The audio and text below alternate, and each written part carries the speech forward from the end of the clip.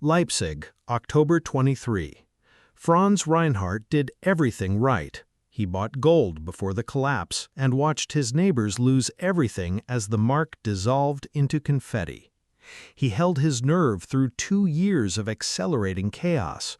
Now, with bread costing 200 billion marks, he walks into a bakery holding a gold coin worth more than most Germans would earn in a decade.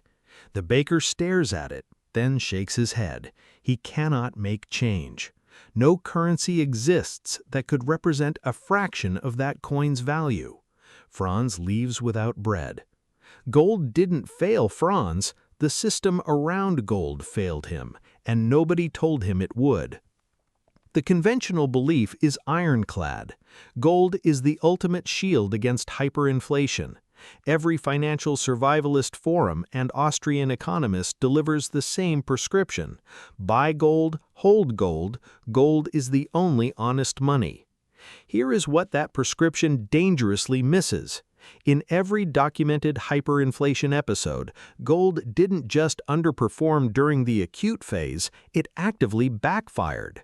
The mechanism is structural and predictable. What actually preserved wealth during Weimar Germany, Zimbabwe, and Venezuela is something the gold community refuses to discuss.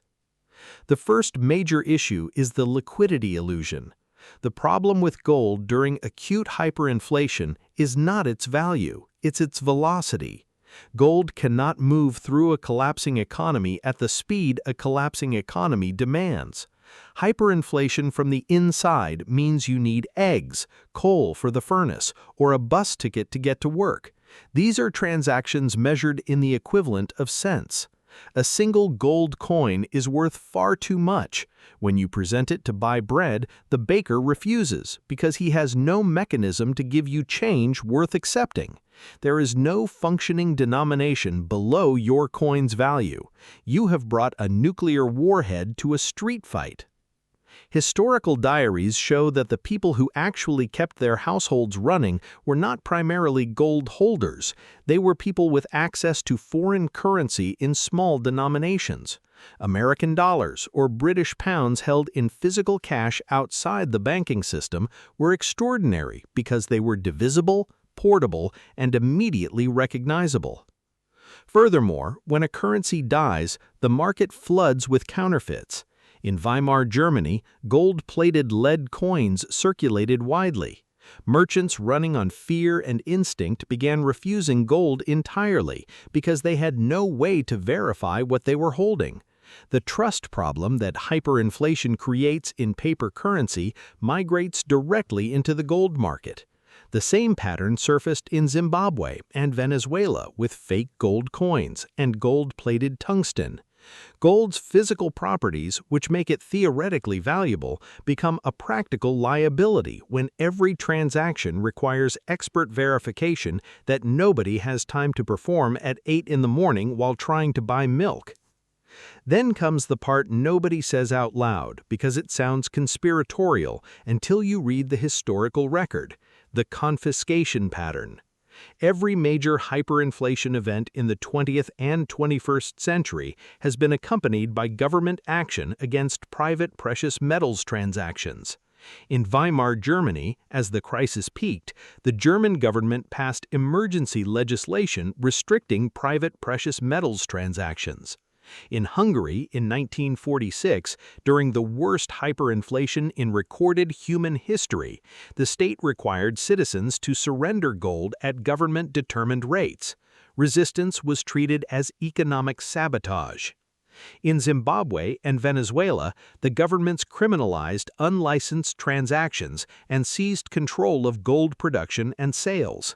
When a government's currency is dying, it faces a political and existential threat.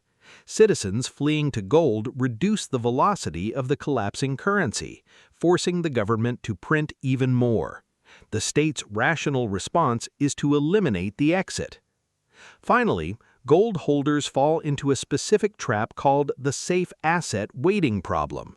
They hold gold through the crisis, and when the economy stabilizes, they attempt to deploy their wealth only to discover that the acquisition window has already closed. During the peak of the chaos, real estate, productive businesses, and farmland are accumulated by strategic players using debt denominated in the dying currency.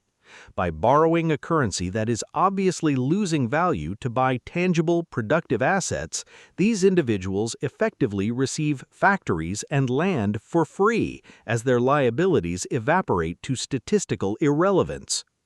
Gold is a bookend, not a bridge. It works before the crisis begins and after it resolves. During the acute phase, its practical utility is near zero for day-to-day survival, and its opportunity cost is enormous. The financial crisis you prepare for is not theoretical. The question you actually need to answer is not what holds value, but what can you transact with at 3 in the morning when the banks are closed and the currency is burning.